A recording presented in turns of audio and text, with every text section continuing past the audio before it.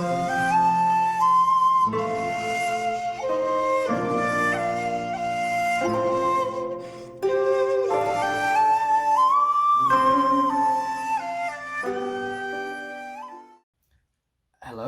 and welcome to Karate Time.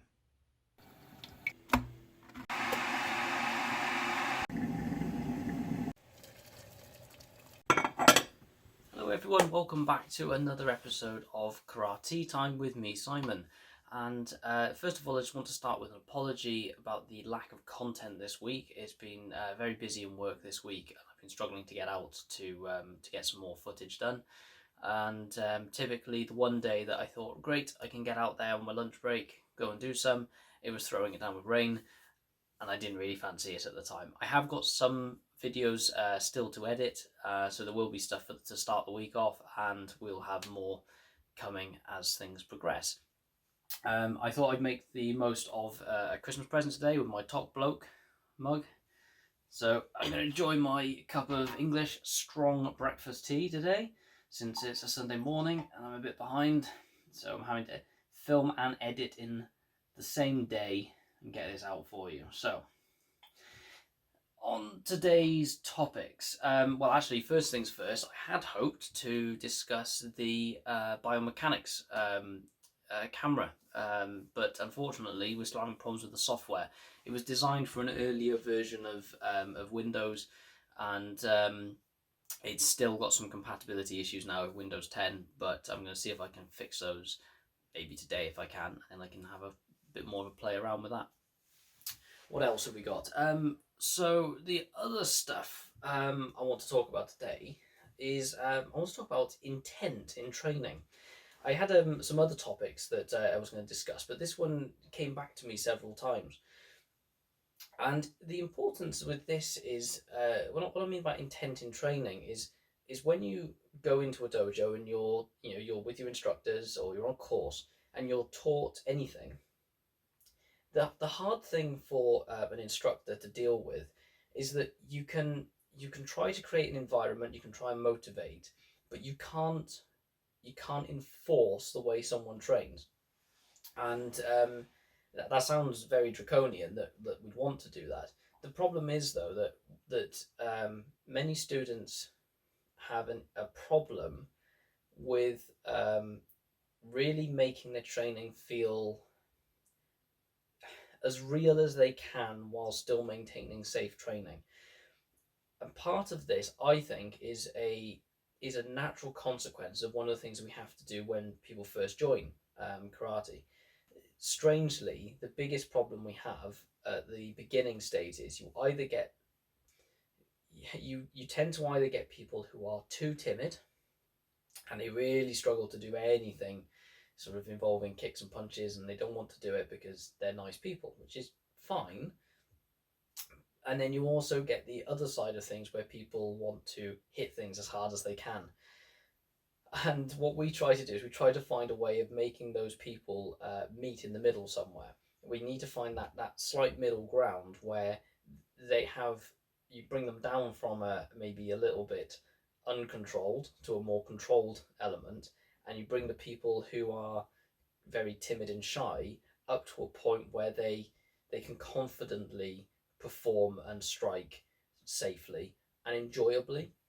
And one of the hardest things, and I'm sure many people will relate to this, is trying to get someone to do a kiai for the first time is a nightmare. Anyone who's ever taught in a martial art, trying to get someone to kiai or even just breathe audibly is such a challenge, and it's difficult. I've said to people before, if they're the only one in the house, stick your head underwater and scream as loud as you can. And most people can't do that even when they know there's no one around.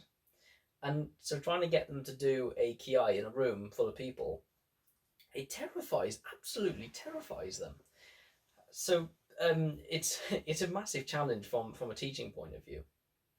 But what makes it difficult is that if you want karate to be something that is practical for real world use, in that last case scenario where you have to physically defend yourself or someone else, you can't go into it half-heartedly. I remember, I think it was Sensei Hazard once said on a course that if you choose to cross the line into violence, where you're outwardly you're trying to do as much harm as possible in that technique to deal with a situation, you don't tiptoe over it, um, which is part of an argument I have sometimes about um, things like UFC and so on, is that where you're permitted to cause quite serious harm, um, but the purpose behind it is rewards such as money or status. And I don't really like that idea. I think if you're going to cause harm, I'm probably going to contradict myself in a few minutes anyway, so don't worry. But if you're going to, if you don't tiptoe over that line, as he says, if you have to cross that line of violence, you should be jumping quite far across it to either, it's a Yoda moment, you do or do not. You can't try. Do or do not, there is no try. And this is where your actual training is very important. If you don't um, progress from learning control and the mechanical movements and the fundamental feeling of a technique into practice, where you can sort of let your techniques go a little bit, not, I don't mean to cause harm, but I mean you're not consciously talking yourself through the process of them. You get to the point where instead of a gakuzuki is rotating the hips, extending, squeezing those lats, pushing through, rotating the fist, and instead you just go, I'm going to do a gakuzuki, and that the rest of that process comes as a natural thing. Most students will get to that stage and they won't have too much problem with that. The problem then becomes when you try to say, okay, now I want you to really go for this, really go for it, like your life depends on it. And sometimes the result you see, you worry about their life depending on it. And I understand it. I get it. It's a hard thing to say. I'm going to do this with a violent attitude, because we don't want people to be violent people, but we also have to understand that they have the potential to do it if they ever needed to. So why I bring this up as an instructor's point of view, what makes this difficult, is that we can't force that person to go down that path. It has to be something that they become comfortable with.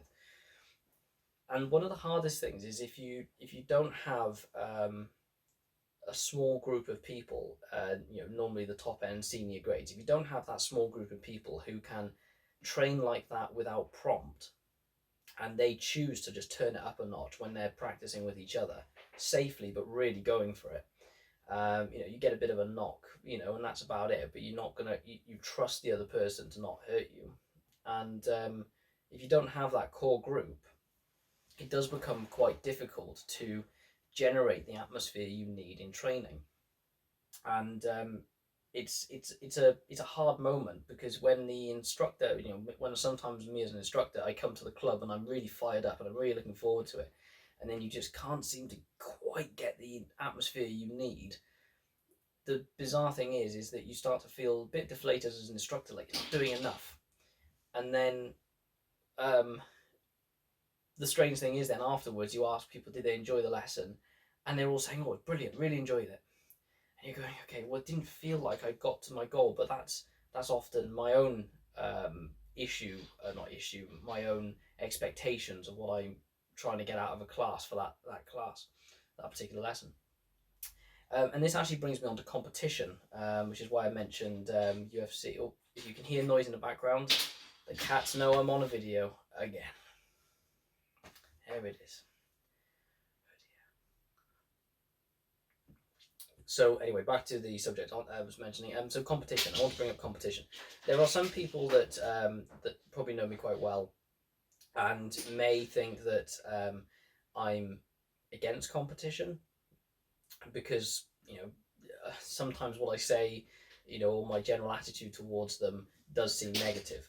I am not against competition. In fact, I used to absolutely love competing. I competed, I think I lost, if I remember correctly, I lost my first competition because I'd only been training for about 3 months. Went in the Pee Wee category. And then, one moment. A few moments later. Sorry about that. I've stolen their toy. I'm going to regret that later, aren't I?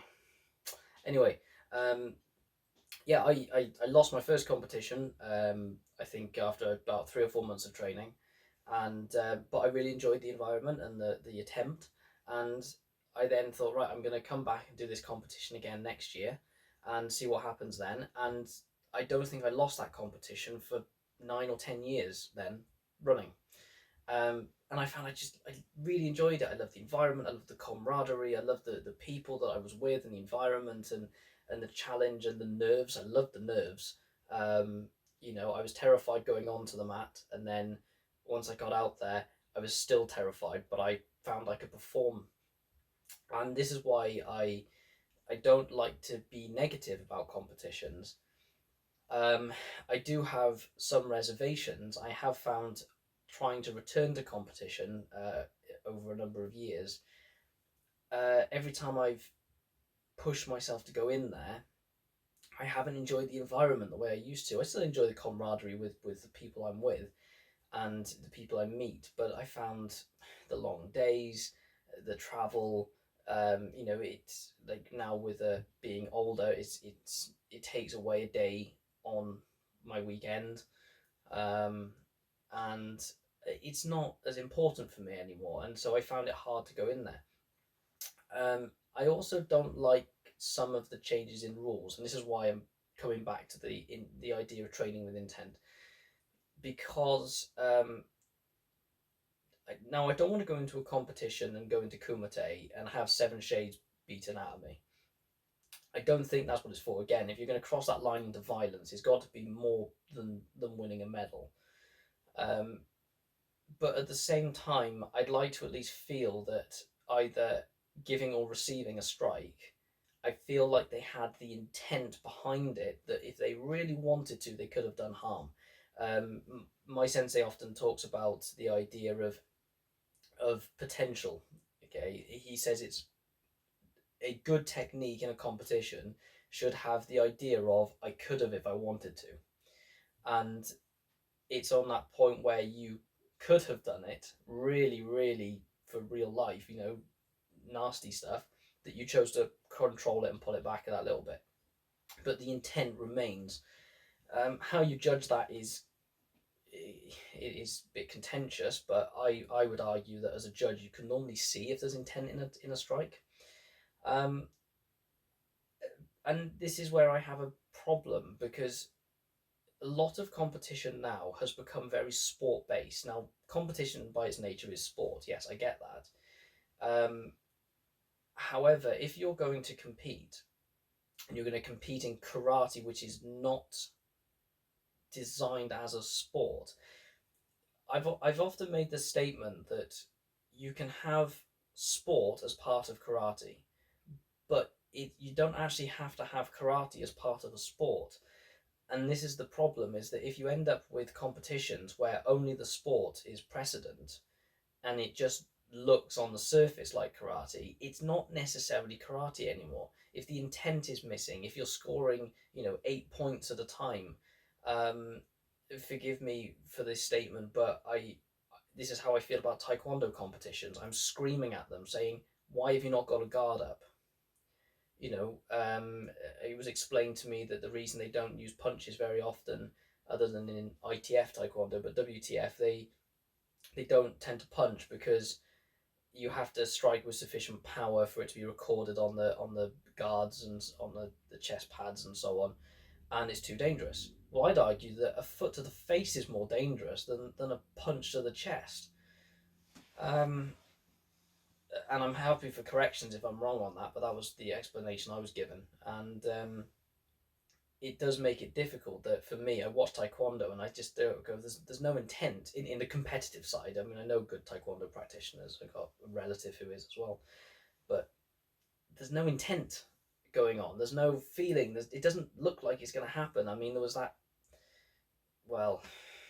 moment where I think a British lady, she won by, I think, just avoiding or forcing forcing the other person to get disqualified, rather than actually competing, as it were. And I just don't like that, and I find it difficult. And then from an instructor's point of view, I'm trying to say to my students, go and do competitions, because it's good experience. It's a great environment. You will meet people. You will have people around the world that you could go and train with because you've made those contacts.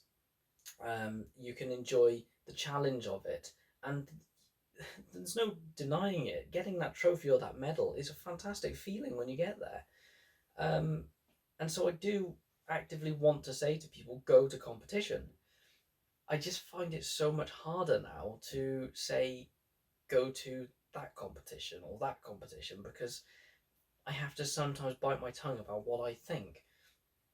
It's not to say that they're bad competitions, they just don't fit uh, the image I have of what I think it should be. And that's just an opinion. It doesn't mean I'm right, it doesn't mean I'm wrong. It's just an opinion.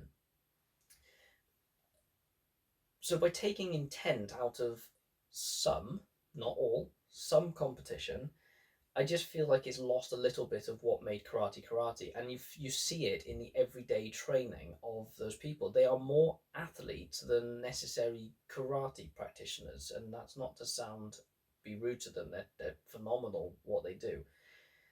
It just doesn't quite fit the image that I have, that I expect of karate, because when you go to do, say for example, if you have a very sport focused practitioner, and he comes to we've discussed this previously, I don't always want to use the word traditional, but if you come to let's maybe say a more practical karate environment, and you have them doing up close and personal self-defense, they're throwing knees, they're throwing elbows, they're throwing nasty sweeps and throwing people around, they most of the time they can't cope with it. Where you say, okay, right, we're going to do something up close and personal, they find it harder to go messy and grab and throw a knee strike than they do stepping back and just doing, urumawashi and hitting them in the head, because they're so incredibly flexible.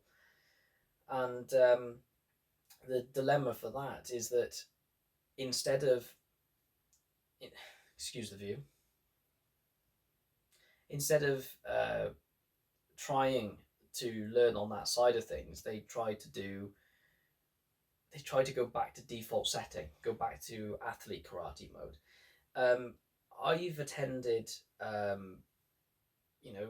competition training with people, and nowadays that's actually out of my comfort zone. I'm not as quick as I was, and I'm not used to that type of stuff. But I try my best to do it the way they want me to do it, because I know there's a purpose. I'm not going to have the arrogance and go, no, I can't do it that way, so I'm just going to do it the way I want to. I'll hit them harder, I'll get closer, I'll throw them. If that's not what's permitted anymore, then I'm going to play by the rules of that particular one, and I'm going to try to learn something from it. They are fast. They have amazing awareness, and these are things that and timing. I mean, the timing is often great to hit these long range strikes, and I can learn from that as well. It's just as valuable as well. I just may translate it into something else. So the last thing for this one, then, I want to think about is that when you go into your training, if you're a white belt now, or an orange belt, or whatever colors you use, white belt, 9th Q, 8th Q, think about the progress that you've got.